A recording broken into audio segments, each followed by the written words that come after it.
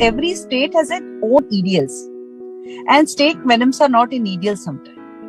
So if you have specific EDLs into that, then it will be easier for us to procure the good venoms, first of all.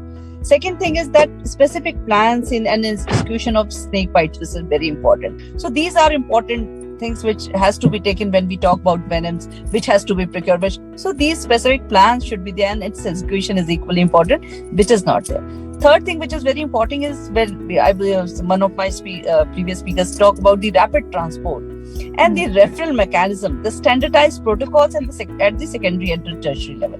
Both things should be there. It's not only one thing. If we are taking care of at PSC level, immediately the rapid transport should be there. That should be from the community. जरूरी नहीं है कि वहाँ पे ambulance पहुँचेगी. So there the mobile ambulance and all come into picture, which is very important, and that has to be taken care.